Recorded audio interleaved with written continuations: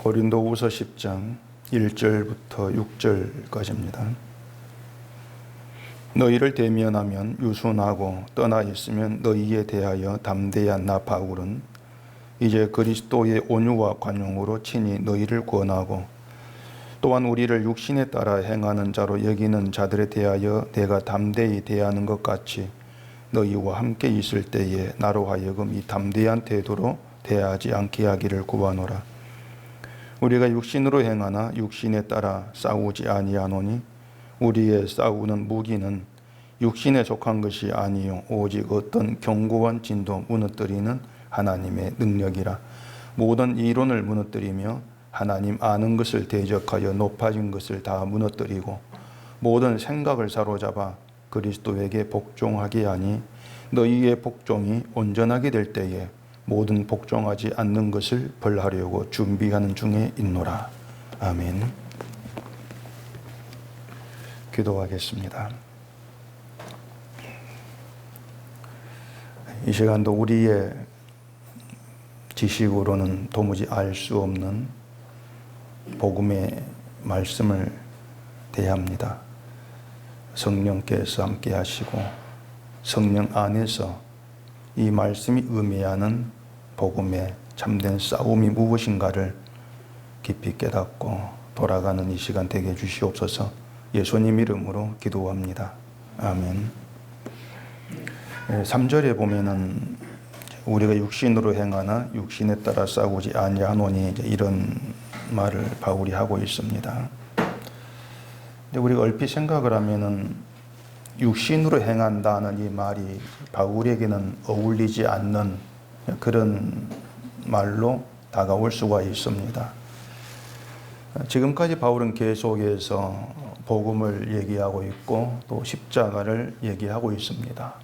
그리고 성령에 대해서 늘 바울이 얘기를 하고 있는데 그런 바울이라면은 육신으로 행한다 이렇게 말할 것이 아니라 우리가 성령으로 행한다 이렇게 말하는 것이 옳지 않는가 그런 생각이 들 수가 있는 것이죠. 네, 우리가 그렇게 생각한다면 이 바울의 말을 이제 오해를 하고 있는 것인데 이 바울은 육신으로 행한다는 그 말의 의미를 육신의 어떤 목적을 두고 육신을 위해 살아가는 그런 뜻으로 얘기하고 있는 것이 아니고 우리가 육신이란 몸을 입고 살아간다 그런 뜻으로 얘기를 하고 있는 겁니다. 육신을 입고 육신으로 행하고 살고 있지만은 육신을 따라 싸우는 그런 길로는 가지 않고 있다. 그 얘기를 하고 있는 것입니다.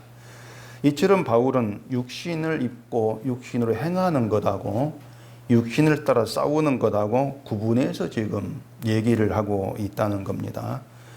때문에 인간이라면 누구나 다 육신을 입고 있죠. 육신을 입고 있기 때문에 육신으로 행하고 살아갑니다. 우리는 그렇게 얘기할 수밖에 없습니다. 근데 분명한 것은 육신을 따라 싸우는 싸움이 있지 않는 게 신자라는 겁니다. 신자가 육신을 입고 육신으로 행하긴 하지만 육신을 따라 싸우는 그런 싸움에 있지는 아니한다. 그 말입니다. 그러면 신자는 아무 싸움도 없다는 뜻이냐 하면은 또 그건 아닙니다. 4절을 보십시다. 우리의 싸우는 무기는 육신에 속한 것이 아니요 오직 어떤 견고한 진도 무너뜨리는 하나님의 능력이라 모든 이론을 무너뜨리며 이렇게 얘기를 하죠. 자, 신자에게 우리에게 싸움을 위한 싸우는 무기가 있습니다. 근데 그 무기는 육신에 속한 것이 아니라고 얘기를 합니다. 그 말은 신자는 육신에 따라 싸우는 싸움이 아니라 다른 싸움이 있는 사람이다 그 뜻이죠. 다른 싸움이 있다. 그리고 그 싸움을 위한 무기는 육신에 속한 것이 아니라 그 얘기를 하고 있는 겁니다. 자, 그래서 오늘은 싸움에 대한 이야기를 하려고 합니다. 일단 바울이 말하는 이 싸움이라고 하는 것은 막 주먹으로 치고 받고 화내고 다투는 누가 봐도 싸운다 이렇게 알 수 있는 그런 싸움을 얘기하고 있는 것은 아닙니다. 물론 그것도 싸움이죠. 싸움이겠지만은 그런 의미의 싸움을 얘기하는 것이라면은 우리는 누군가 싸운 뒤에 내가 싸웠다. 나를 알게 되죠. 내가 싸웠다는 걸 알게 되면서 괜히 싸웠네. 아무것도 아닌 문제인데 그냥 넘어갈 걸 내가 잘못했네. 가서 사과할까? 화해할까? 이런 반성, 이런 후회. 이게 있게 됩니다. 그러니까 그런 반성과 후회가 있다는 것은 내가 싸웠다는 것을 알고 감지한다는 것이죠. 그러니까 싸움을 알고 난 뒤에 신자라면은 괜히 싸웠다는 생각을 할 수밖에 없는 겁니다. 그런데 지금 바울이 말하고 있는 이 싸움이라고 하는 것은 우리가 싸웠다는 것조차도 인지를 못하는 겁니다. 내가 싸웠어. 그 생각도 할 수 없는 그런 싸움을 있다는 거예요. 내가 싸웠다는 것조차도 모른다는 거예요. 싸웠는데 싸웠다는 것을 모르는 싸움이라는 거죠. 쉽게 말하면은 싸움으로 여기지 않는 싸움을 얘기하는 겁니다. 그러니까 육체를 따라 싸우는 이 싸움, 이게 참 무서운 게 우리 감지를 못해요. 싸웠는데 싸웠다고 여기지를 않는 그런 싸움이 있다는 겁니다. 싸우는 것인 줄을 모르고 싸움으로 여기지 않는 그런 정도라면 또 그나마 다행이죠. 다행인데 문제는, 더 심각한 문제는 싸우는 싸움인데 그 싸움을 오히려 신앙의 열심으로 착각을 하는 겁니다. 이건 더 큰 심각한 문제가 아닐 수가 없는 것이죠. 왜냐하면은 싸움인데 나는 신앙 열심으로 그걸 알고 있을 때 지금 당신은 육신을 따라 싸우는 싸움이 있다. 아무리 지적을 해도 받아들이지를 않을 것 아니겠습니까? 받지를 않죠. 나는 신앙 열심으로 믿고 행하고 있는 것을 싸움이라고 이렇게 책망을 하면 그걸 누가 인정을 하겠습니까? 이처럼 육신에 따라 싸우는데도 그걸 싸움으로 인정을 하지를 않는다면은 육신에 속하지 않은 무기에도 관심 두지 않을 것이 뻔합니다. 우리에게 싸우는 무기는 이것입니다. 말을 해줘도 그걸 무기로 여기지를 않을 것이 뻔하다는 얘기죠. 그래서 가장 먼저 필요한 것은 우리는 누구나 다 육신에 따라 싸우는 싸움의 열심인 자다. 이것부터 인정이 돼야 돼요. 빨리. 누구나 우리는 육신의 싸움에 아주 열심을 내고 있는 그런 자들이라는 것입니다.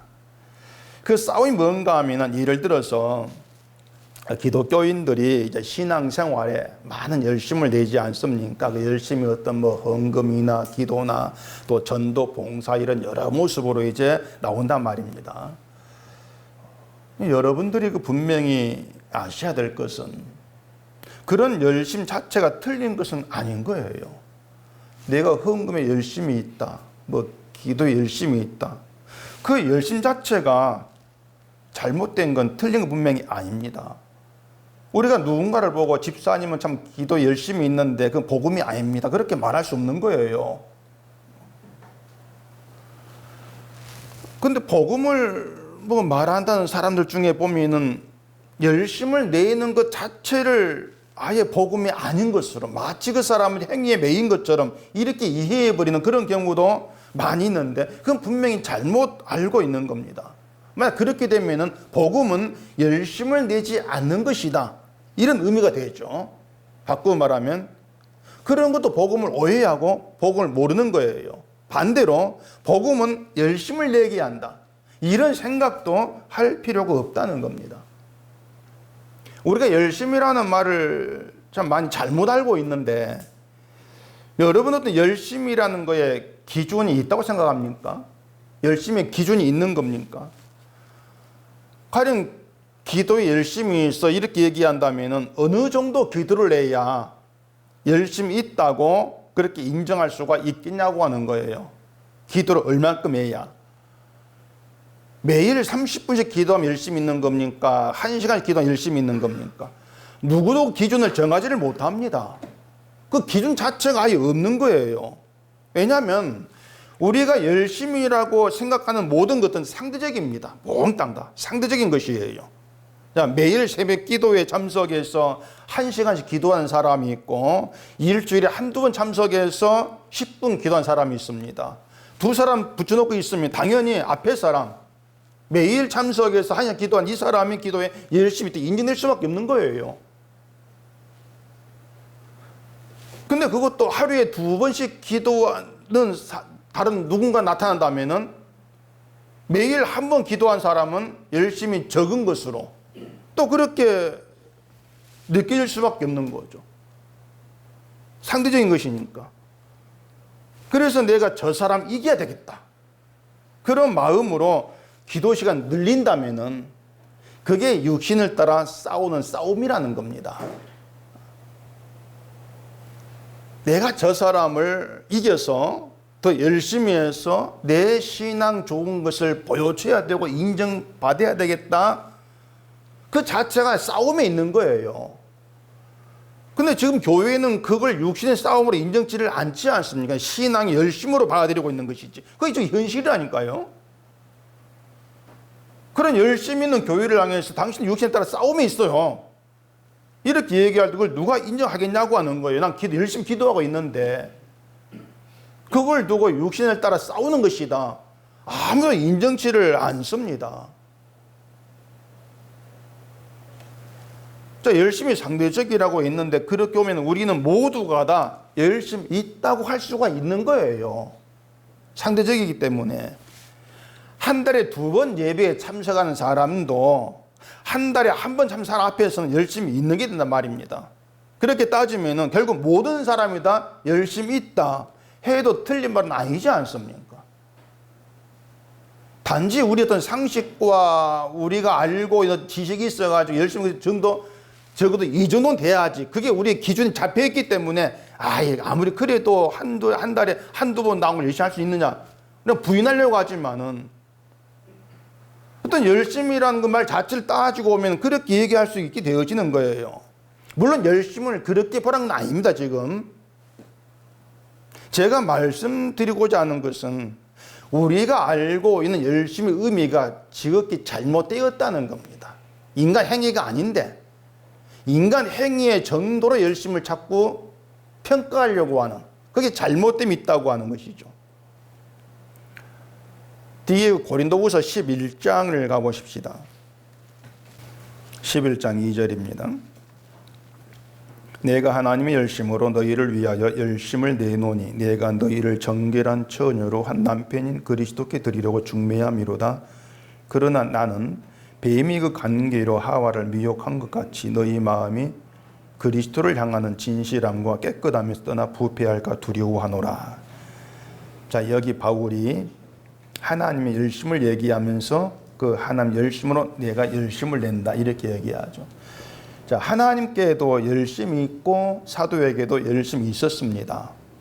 하나님의 열심은 뭐고 사도의 열심은 뭐겠습니까? 우리가 알고 있는 것처럼 어떤 일을 많이 부지런히 하는 것을 열심으로 우리가 해석을 해야 되겠냐고 하는 거예요. 그렇게 되면 하나님 뭔가를 막 부지런히 많이 하고 있다 이런 개념으로 다가오게 되고 바울 열심도 그렇게 우리가 해석해야 되지 않겠습니까? 말씀드린 것처럼 우리가 알고 있는 열심은 판단 기준이 없습니다. 그래서 막연할 수밖에 없는 거예요. 막연한 것을 단지 우리 느낌에 따라서 열심을 그냥 이해를 해왔던 것일 뿐이란 말입니다. 근데 하나의 열심은요, 막연하지도 않고 모호하지도 않고 기준이 없는 것도 아니에요. 분명한 기준이 있고 분명한 열심을 얘기를 하고 있습니다. 자, 바울이 하나님의 열심으로 열심을 낸다고 하는데 그 열심이 어떻게 드러났습니까? 고린도 교회를 정결한 처녀로 한 남편인 그리스도께 드리려고 중매하는 것으로 열심히 드러났단 말이에요. 분명하잖아요. 모호하지가 않아요. 다시 말해서 하나님의 열심은 하나님이 택하여 부르신 자기 백성을 예수께 속한 자로 영원한 부활의 세계까지 데려가는 겁니다. 분명하게 드러나 있는 거예요. 이런 하나님 열심에 의한 바울의 열심도 모든 관심이 예수께로만 향한 것으로 나타나는 것이죠. 그게 진짜 열심이란 얘기예요. 그래서 바울에게는 교회를 향한 열심 그런 따위는 없습니다. 교회를 부흥시키고 교회를 크게 한 그런 열심 따위는 바울에게 없는 거예요.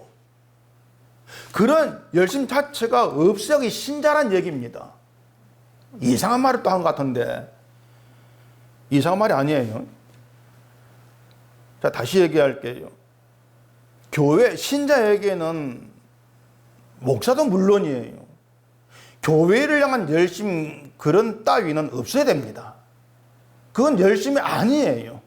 오직 하나님 열심을 따라 예수 그리스도께로만 향해 있는 게 열심으로 드러나야 됩니다. 그렇다면 교회의 모든 성도들을 예수께로 중매하는 해예수께로 인도해가는 그 일에 보탬이 되어 사용되어지는 게 열심히 나와야 되죠.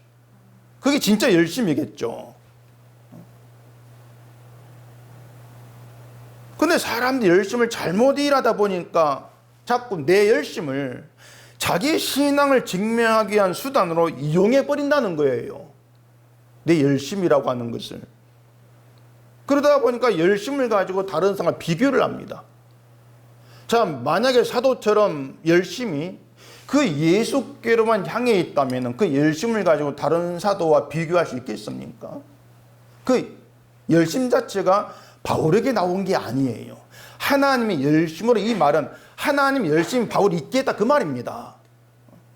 바울이 교회를 예수께로 중매하는 그 일에 열심을 내게 된 것도 하나님의 열심에 따른 것이다. 내 열심이 아니냐. 그렇게 인식했을 때 그 열심을 가지고 비교를 할 수가 없는 것이죠. 그게 바울의 자기 이해예요. 때문에 바울은 다른 사도가 한 일을 가지고 비교하면서 내가 낫잖아, 이 말이 절대로 나와질 수가 없다는 얘기입니다. 그게 진짜 열심인 거예요. 때문에 내가 한 일을 가지고 다른 사람과 비교하면 나를 평가한다? 그건 가짜입니다. 그것은요. 성경에 그런 열심을 얘기한 적이 없는 거예요. 근데 그렇게 다른 사람의 행위로 자기를 평가하고 또 내 행위로 다른 사람 평가하고 판단하면서 더 열심을 해가지고 내가 나은 자리에 신앙이 좋은 자로 인정받겠다고 하는 것이 육체를 따라 싸우는 싸움이라고 말입니다. 제가 예전에 말씀을 드린 것 같은데 제 신학교 후배 중에 이런 사람이 있습니다. 신학교 다닐 때 신학교를 다니면서 이제 그 사람이 서울에 있는 교회의 전도사로 이제 일을 했었는데 그 교회 목사님이 그때 제 신학교의 교장이었습니다. 그 목사님 강의하면서 강조했던 게 새벽 기도예요. 그분은 새벽 기도를 새벽 3시에 나왔던 이제 그런 분입니다. 새벽 3시에 나오려고 저녁 8시에 주무시는 분이었습니다. 전 죽어도 그렇게 못합니다. 12시 넘게 잠을 자니까. 근데 그 전도사 어떻게 했냐면은 그 목사님 이겨보겠다고 새벽 2시 50분에 나온 거예요, 기도를. 그렇게 매일 2시 50분에 기도를 나가면서 자연히 이제 목사님으로부터 참 전도사 기도 열심이다 인정을 이제 받게 됩니다. 그리고 교인들도 전도사님이 목사님보다 더 일찍 기도에 나오더라, 신앙이 참 좋다고 하면서 칭찬을 합니다. 그것같이 미련한 것이 없는 거죠.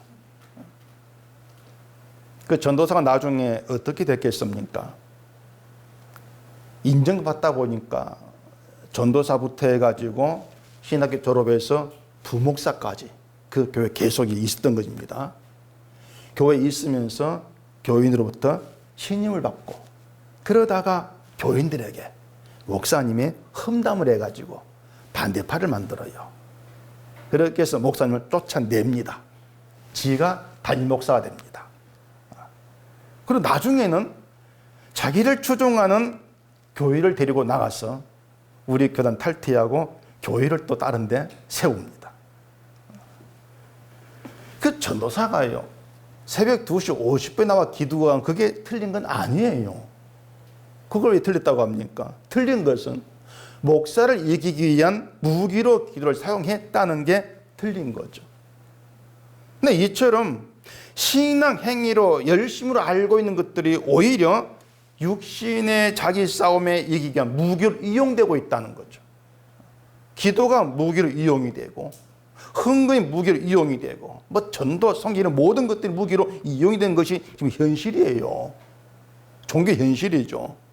이런 현실을 제대로 간파하는 것이 무엇보다 중요한 겁니다. 중요한 것인데 그걸 고린도 교회를 통한 바울의 말에서 우리가 알 수가 있는 거예요.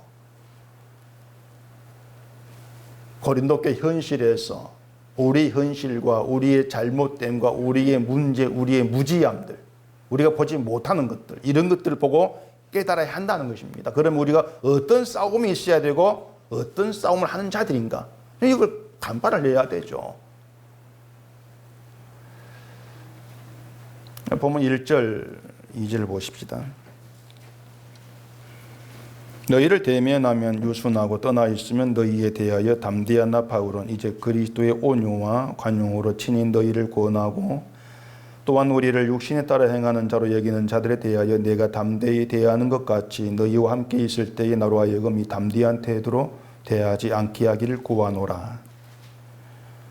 이 바울의 글을 읽으면요, 무슨 말을 하는지 도무지 알 수가 없습니다.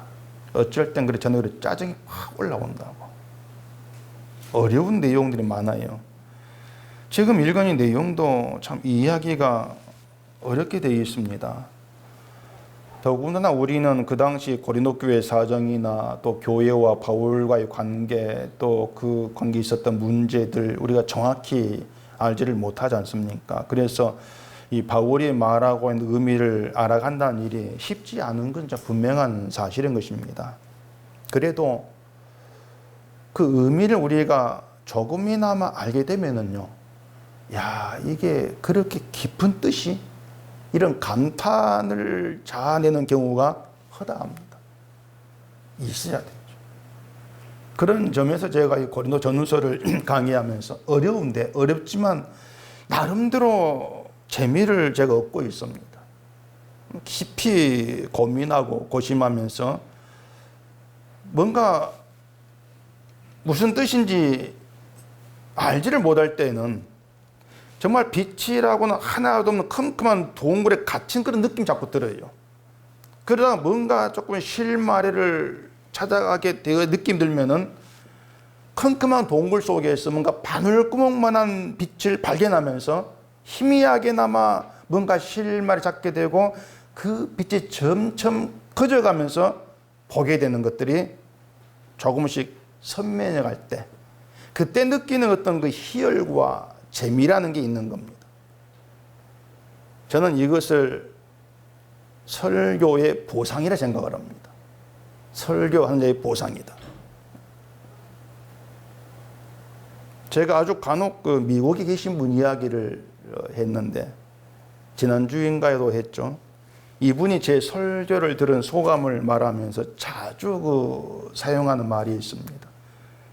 요즘엔 유튜브에 제 설교 밑에 자꾸 댓글을 달면서 그런 소감 얘기하는데, 말씀이 기이합니다. 말씀이 듣고 가슴이 벅차오릅니다. 말씀이 참 통쾌합니다. 이런 그 멘트를 자주 해요. 목사가 설교를 하거나 들은 말, 거의 모든 말이 은혜 받았습니다. 그런 말이 전부 답니다. 근데 그런 말을 듣다가 이분으로부터 이제 막 기이하다, 말씀이 통쾌하다, 이런 표현을 들으니까, 야, 이 설교를 이렇게 느끼고 표현하는 이런 분도 있다 싶어서 그게 더 신기해요. 이렇게 듣는 분도 있네. 신기할 때가 참 많이 있습니다. 그러면서 이제 그런 표현을 이제 들으면서 자연히 또 은속교를 제가 생각하지 않을 수가 없죠. 은속교는 어떻게 듣고 있을까? 도대체 기이한 느낌은 있을지, 뭔가 듣고 가슴이 벅차오르는 그런 건 있는지, 또 뭔가 말씀을 들으면서 뭔가 속이 시원해지는 통쾌함을 느끼는 그런 건 있는지, 이제 그런 것들이 궁금하긴 하는데, 얼굴 보면 또 그게 아닌 것 같고, 그래서 저는 설교든 여러 표정을 제가 생각이 많아지는 겁니다. 그래서 제가 은혜가 안 돼요. 이 고린도 교회가 이제 바울의 사도직에 대해서 의심을 하고 비난했다는 것을 여러분 아실죠? 아실 것인데 10절을 보십시다. 그들의 말이 그의 편지들은 무게가 있고 힘이 있으나 그가 몸으로 대할 때는 약하고 그 말도 시원하지 않다 하니 이제 이것이 바울에 대한 교회의 평가고 판단의 기준이었고 그랬습니다. 몸도 약하다. 바울에게 병이 있었지 않습니까? 그러다 보니까 몸이 좀 부실했고 약했겠죠. 그래서 몸이 약하다. 사도인데 몸이 약해. 또 말도 시원치 않아. 이런 것들이 그 바울의 사도다움 의심하는, 정말 사도다운 사도일까? 의심하는 그런 기준이 되었던 거예요. 여러분이 누군가로부터 이런 평가를 받는다면 당연히 기분이 나쁘겠죠. 누군가가 저에게 저 목사는 키도 작고 어쩌고 이렇게 하면 기분 나쁠 수밖에 없는 겁니다. 그러면 넌 얼마나 키가 큰데? 넌 얼마나 잘났길래 맞받아치는 경우가 많이 있겠죠. 근데 바울은요, 그렇게 자기를 비난했던 교회를 향해서 너희를 대면하면 내가 유순하다 이렇게 얘기합니다. 너희를 대면하면 유순하다. 자, 여기에서 어려워지는데 유순하다는 말을 우리말 그대로 풀이하면은 부드럽고 순하다 그 뜻입니다. 부드럽고 순해. 근데 그렇게 해석하면은 바울은 자기를 비난하는 교회에 대해서 화를 내지 않고 부드럽고 온화하게 대했다. 이런 뜻이 되겠죠. 그렇게 되면 바울은 자기의 유순한 성품을 높이는 결과가 되어버립니다. 난 이렇게 교회랑 유순하게 대했어. 그럼 그게 뭐가 되겠습니까? 너희들도 너희를 욕한 자에게 이렇게 유순한 태도로 대해라. 교훈이 되어버린 거예요. 그게 도덕이 되어버리는 것이죠. 결국 그러면 바울은 복음을 얘기하지 않는 결과가 되어버린다는 얘기입니다. 근데 바울식으로 얘기하면은 그렇게 자, 나는 교회를 향해서, 나를 욕한 교회를 향해서 온하게 대한다. 너희도 그렇게 해야지. 이렇게 나오는 것이 바울이 말한 육신의 싸움이란 말입니다. 그게 육신의 싸움이에요. 난 이렇게 해서 너희들이 이렇게, 내가 낫잖아. 나는 온화한 성품이야. 이런 나를 봐. 이게 육신의 싸움이에요. 자기 육신을 드러내는 것이죠. 그렇다면 바울은 육신을 따라 싸우지 아니한 이렇게 말했을 때 유순하다는 것을 자기 성품을 드러내는 얘기로는 하지를 안 했을 거란 얘기입니다. 단지 우리가 유순을 그렇게 지금 이해를 하고 있을 뿐이라고 하는 것이죠. 자, 우리의 그 사고방식에 박혀 있는 게 뭐냐면 목사의 목사다운 거, 장로의 장로다운 거, 뭐 신자가 신자다운 거, 이걸 평가 판단할 때 예외 없이 등장하는 게 성품입니다. 참 이게 빠지지 않고 등장을 해요. 목사가 뭐 화를 잘 내고 신자에 그러면은 누가 그 사람 보면서 목사라고 생각을 하겠습니까? 선을 딱 긋겠죠. 저런 성격이 무슨 목사야. 물론 목사가 성격 내는 게 그런 성격이 있는 게 좀 곤란하겠지만은 어쨌든 막 화를 잘 내. 이게 기준되어 가지고 목사답지 않다. 이렇게 판단하는 거. 이게 육신의 싸움이라는 거예요, 결국에는. 왜냐하면 그런 판단 가운데 결국 목사를 성품과 비교하겠죠. 누가 더 온화한 성품인가? 누가 화를 잘 낼까? 비교하지 않겠습니까? 그러면서 온화한 성품 높이겠죠. 이게 육신의 싸움이 되는 거예요. 바울이 말한 유순하다는 것은 부드러운 성품을 얘기한 것이 아닙니다. 이전 성경에는요, 너희를 대면하면 겸비하고 이렇게 되어 있습니다. 겸비하다는 것을 유순하다는 것을 바꿔 번역을 해 놓은 것이죠.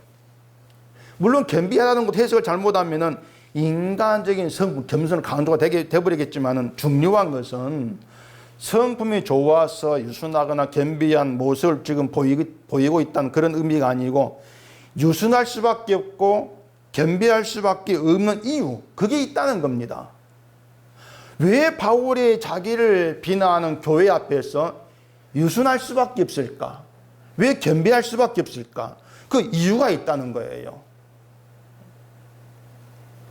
유순하다고 하는 게 헬라어 단어의 본래 뜻에는 어떻게 되어 있냐면은 낮게 놓는다 이렇게 되어 있습니다. 자기를 낮게 놓는 거예요. 그게 헬라어 단어의 본뜻입니다. 이게 바울이 그 본뜻대로 얘기하는, 바울이 교회를 대면하면 그들 앞에서 자기를 낮고 비참한 자리에 놓는다는 겁니다. 그게 진짜 뜻이에요. 그 이유가 뭐냐는 거죠. 왜 자기를 욕한 교회 앞에 자기를 낮고 비참한 자리에 그렇게 놓을까? 그 이유가 뭘까? 그겁니다.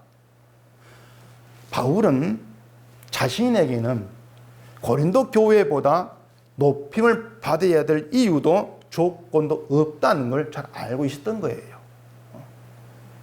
나는 저 교회보다도, 저 교회가 나를 비난하지만 그렇다 해도 저 교회보다 높임 받아야 되고 대접해야 될 조건이 없다. 또 그들로부터 내가 욕을 받지 않아야 될 이유도 없다. 이걸 바울은 알고 있던 것이죠. 왜냐하면 바울이 사도로 부름받기 이전에 자신이 복음에 대해서 박해자고 폭행자고 비방자였다고 알고 있지 않습니까? 그렇게 잘 보고 있잖아요. 그러니까 자기의 사도직에 대해서 의심을 하고 비난한다 할지라도 난 예수에 대해 폭행자였는데, 비방자였는데, 그런 내가 나의 비난 때문에 분노할 이유가 없었던 거예요. 그게 바울입니다.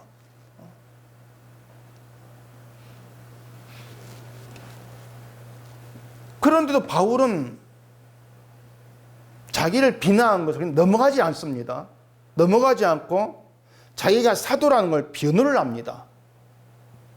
자, 내가 비난받아 마땅해. 그럼 그냥 넘어가야 되지 않겠습니까? 근데 넘어가면 변호를 한다? 왜 그러냐는 것이죠. 그 이유도 뭐냐면 자신이 왜 사도인가를 말함으로써 교회가 육신을 기준으로 타인을 평가하고 판단하는 것이 육신에 속한 싸움이라는 거. 이걸 그들에게 알게 하려고 자기를 변호하고 있는 거예요. 그러니까 바울은 자기를 비난하는 교회에서 나를 비난해? 이게 아니고 나를 육신을 기준으로 평가하고 판단하네? 거기에서 저들은 육신의 시각으로 모든 걸 바라보구나. 그렇게 보면서 그들의 잘못된 것을 지적을 하고 있다는 얘기입니다. 또 2절 보면 담대하다, 담대한 말이 계속 나오는데, 이 우리말 성경 번역이 짜증난 게 뭐냐면, 원래 헬라어는 담대한 말이 단어가 다릅니다. 의미가. 다른데 우리 단어로 담대하다 이렇게 똑같이 쓰다 보니까 우리는 똑같은 의미 자꾸 해석해버린 거예요. 그러다 보면 어려워지는 것이죠. 지금은 다 해결 말씀 못 드렸고, 어쨌든 그렇다는 거 아시고, 바울의 어떤 그 말의 의도에 우리가 집중을 좀 할 필요가 있는 겁니다. 다시 보십시다. 자, 바울에게 있어서 교회를 대면하면 자기를 낮출 수밖에 없는 이유가 분명했습니다. 난 예수의 폭행자고 박해자였다는 겁니다.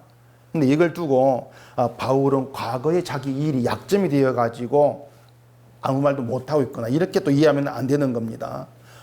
바울은요, 자기가 도무지 예수께 굴복할 자가 아님을 아는 거예요. 도무지 예수께 굴복할 수 없는 바울을 긍휼과 자비로 부르시고 예수를 알게 하셔서 영광의 복음을 증거한 직분을 맡겼고, 그렇게 사도되게 하신 하나님의 능력에 의해서 지금 내가 존재한다. 이렇게 바울은 자기를 해석을 하고 있는 것입니다. 난 사도 이것이 아니고 내가 지금 사도로 일하고 있는 건 하나님의 능력이야. 나 같은 자를 불러내시고 예수를 알게 하신 하나님의 능력의 모습이라는 것이죠. 그렇기 때문에 고린도 교회가 문제가 많고 자기를 의심을 해도 그들 앞에서 낮아질 수밖에 없었던 것입니다. 왜냐하면 자기 힘으로 한 것이 아무것도 없기 때문에 그런 것이죠.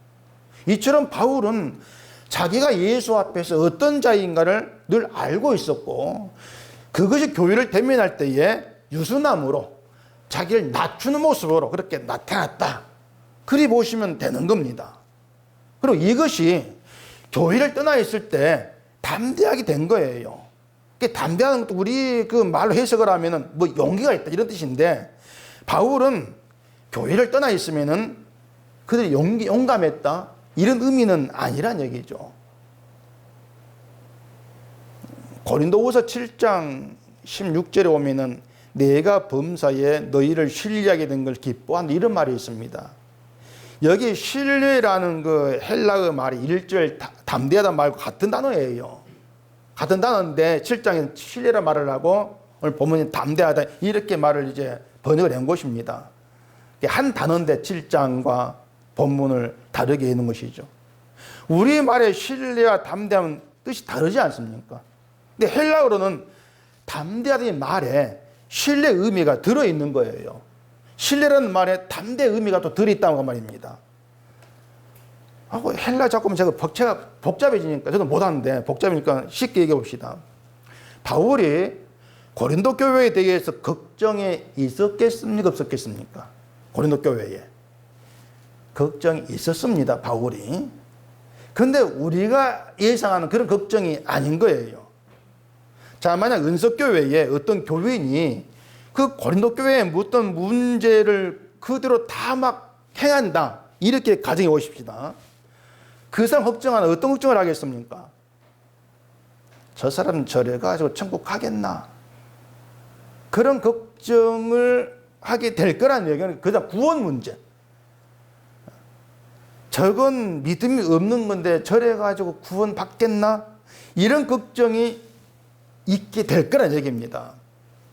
바울은 그런 걱정이 아니었어요.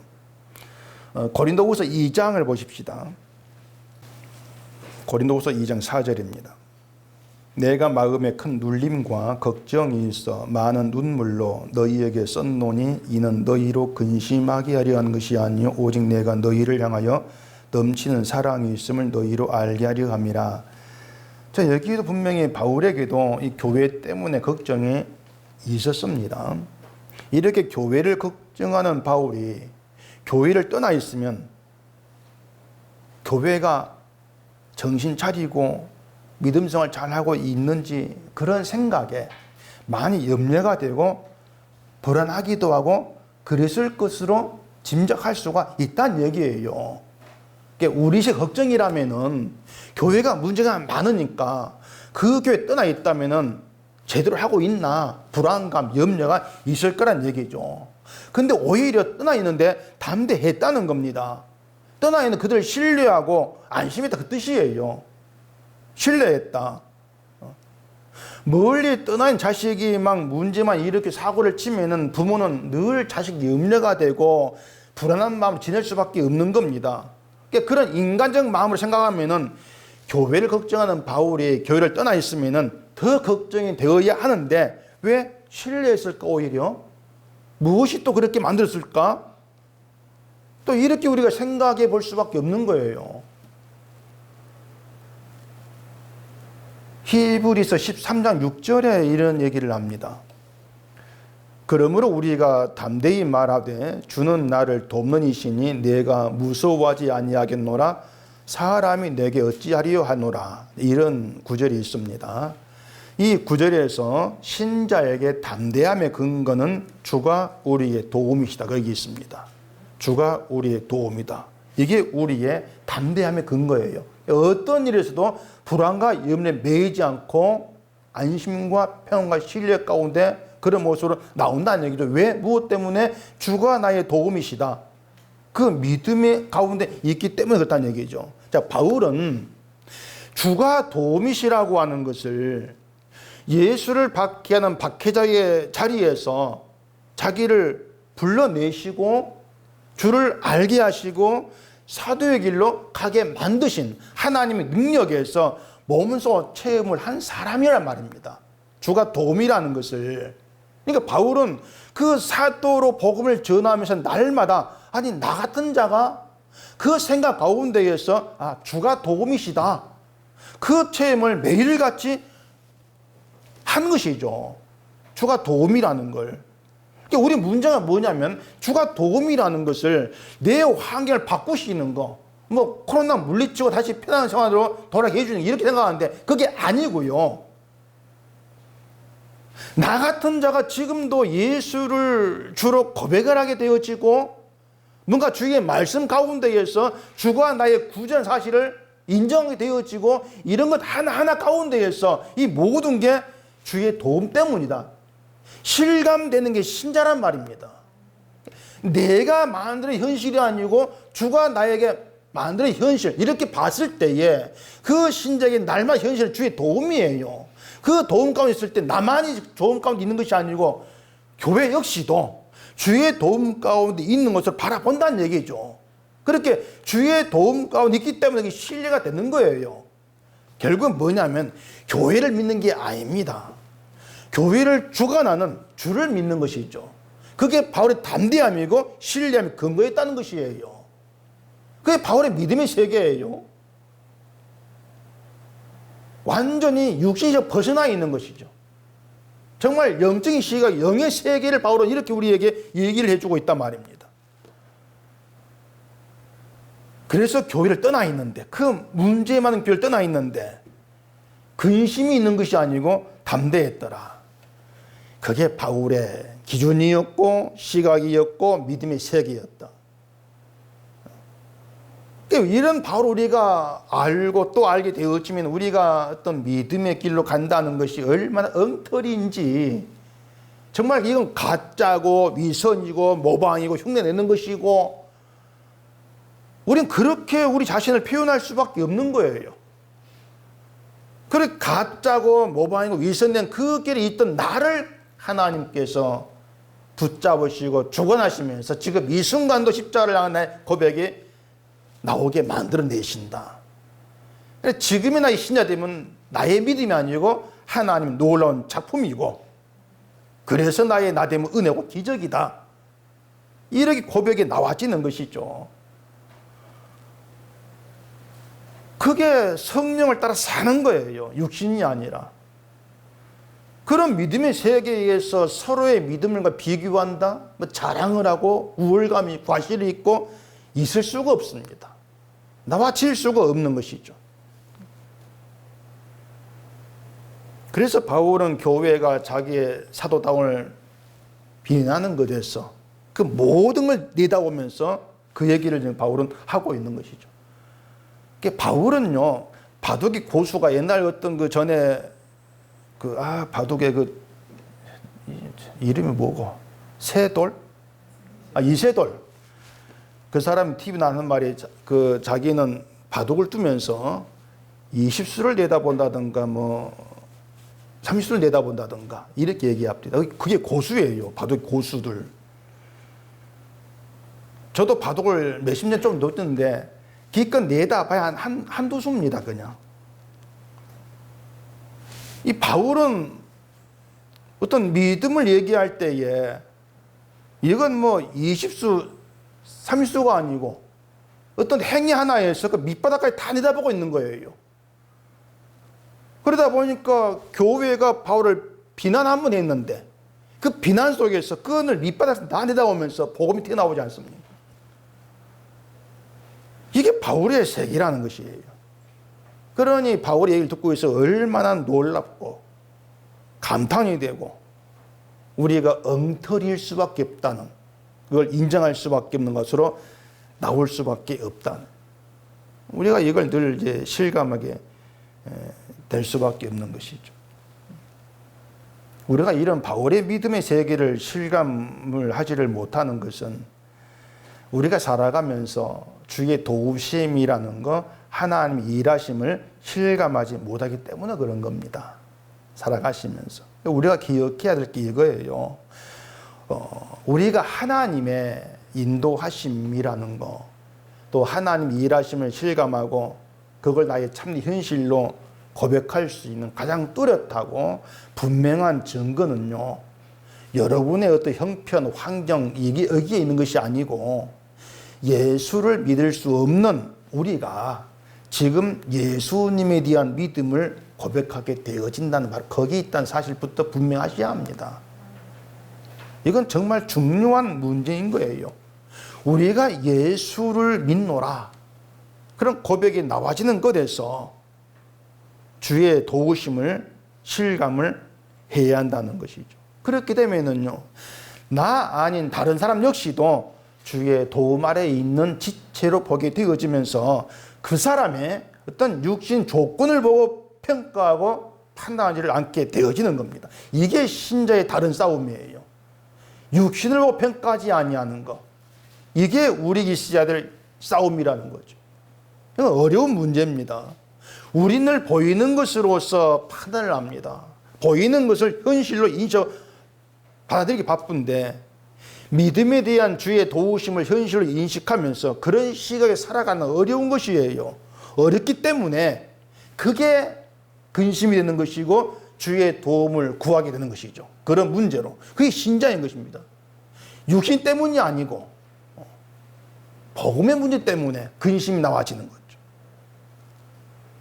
바울의 말대로 우리는 육신으로 행합니다. 육신을 입고 살기 때문에 육신으로 인한 염려와 걱정이 없을 수가 없습니다.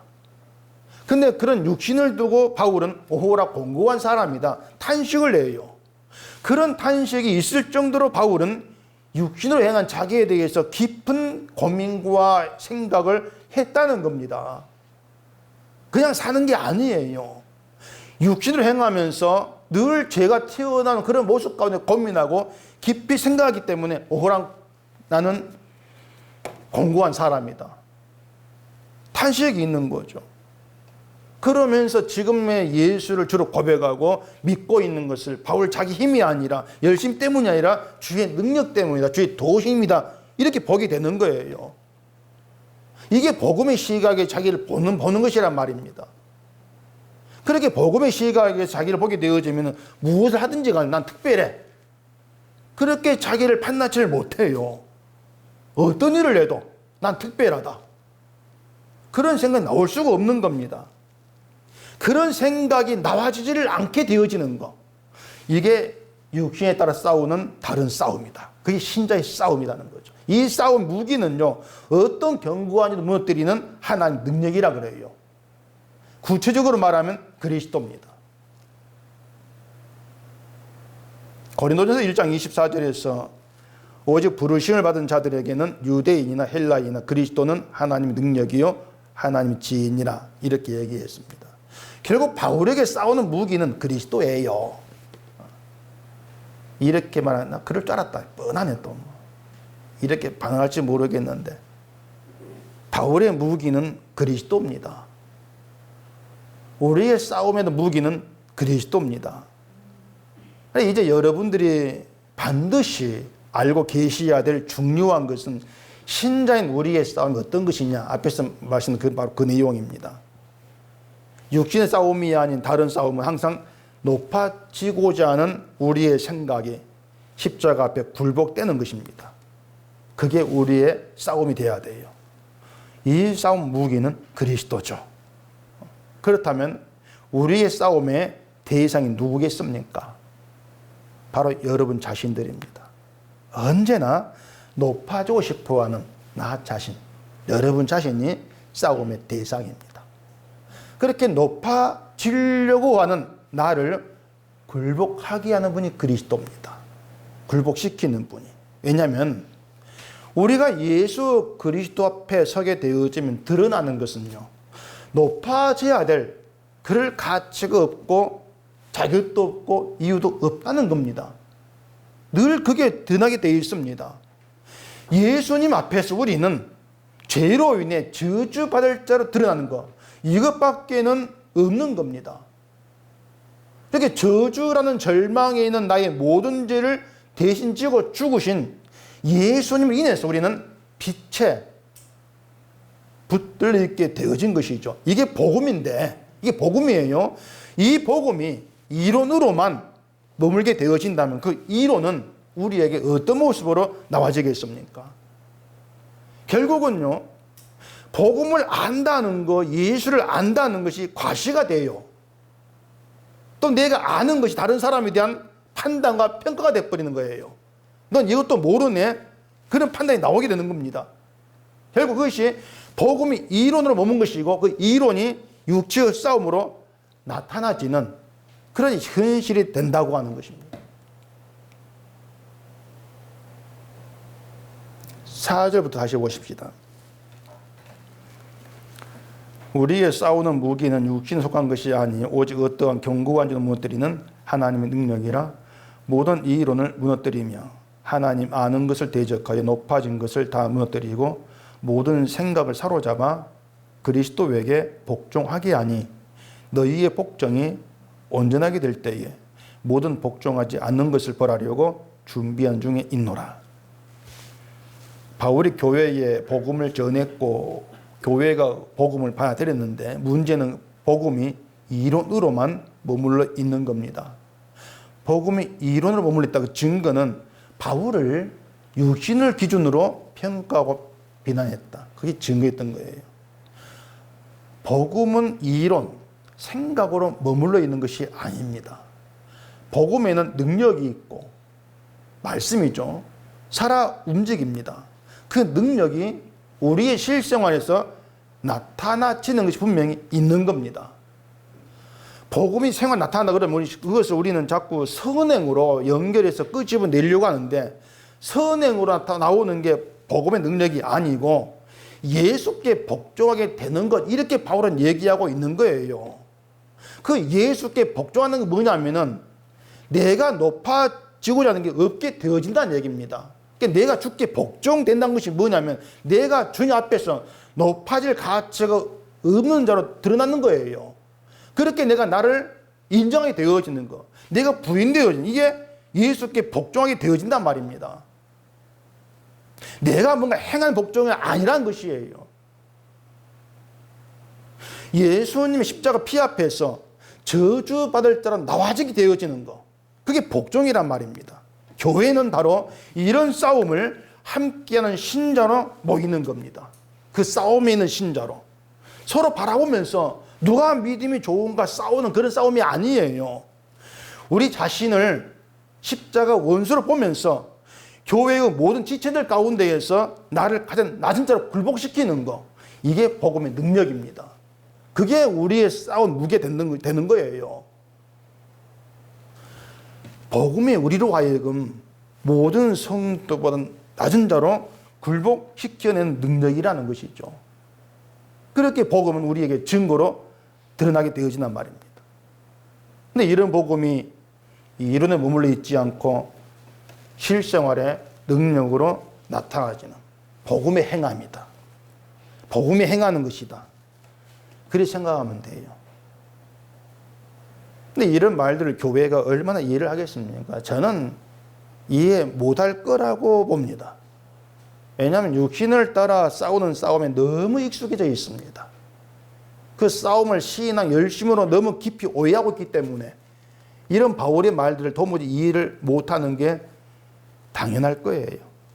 늘 관심 두는 게 다른 사람보다 더 좋은 신앙인이 돼야 되고 천국에서도 다른 사람보다 더 좋은 상을 받아야 되고 이걸 당연하게 생각하지 않습니까? 그러다 보니까 열심히 기도하는 자기는 믿음이 좋고 기도하는 저 사람 믿음이 나쁘고 이런 평가가 나오고, 근데 사람이 자기 행동 보면서 그렇게 평가하게 되어지는 우리 한교 습성이에요. 그런데 그런 습성들이 예수 앞에 서게 되어지면은 내가 주의 원수였구나, 그렇게 발견된 증거가 되는 거예요. 그런 습성들이. 그냥 내가 잘못 이것이 아닙니다. 내가 주님의 원수였구나, 그렇게 나를 인정하는 증거로 보게 되어진다는 얘기입니다. 그러면서 그 주님 앞에서는 기도를 했니 안 했니, 헌금을 했니 안 했니, 이런 문제들은 아무것도 아니다, 이걸 알게 되죠. 왜냐하면요, 헌금을 하든 안 하든 그 사람은 저주의 존재다. 변함이 없는 것입니다. 아무 변함이 없어요. 그런데도 여전히 자기 행동, 육신 조건에 가치를 두는 것이 예수를 말하면서도 예수께 복종하지 않는 것이고, 그 복종하지 않는 것으로 인해서 심판을 받는다, 그렇게 얘기를 하고 있는 것이죠. 그래서 교회라고 하는 것은 십자가에 못 박히신 예수께 굴복하는 자로 함께한다, 이걸 잘 새겨 들으셔야 합니다. 그래서 교회에는 높아져야 될 사람도 없고 높임 받을 사람도 없습니다. 높임 받을 분은 예수 그리스도밖에 없습니다. 우리는 다만 주가 하신 일만 높이면 돼요. 인간이 뭘 하든 그건 개 무시하고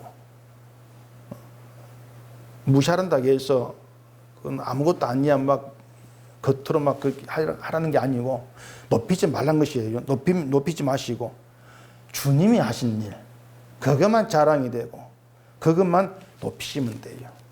주의 일만. 이것이 세상 끝날까지 계속되어야 될 우리의 싸움이에요. 이 싸우면서 날마다 주께 굴복되는 그런 승리한 신자로 나타나시기를 바랍니다. 기도하겠습니다. 우리 아버지 하나님, 이 시간도 바울의 말을 통해서 우리가 알지 못했고 깨닫지 못했던 다른 싸움의 영적인 세계를 알게 하시니 감사합니다. 우리 눈에는 보이는 이 세상이 전부인 착각을 합니다. 하지만 하나님 일하심이 있고 하나님 일하심으로 나타나지는 여러 현상들, 모습들이 있습니다. 그런 생활들 속에서 늘 우리는 주의 도우심으로 산다는 것을 알게 하시고 그 도움 아래에서 내가 나를 드러낼 것은 아무것도 없으며 오직 주만 자랑할 뿐이라는 이 사실을 우리에서 깊이 새기고 살아가는 저희가 되게 해주시옵소서. 예수님 이름으로 기도합니다. 아멘.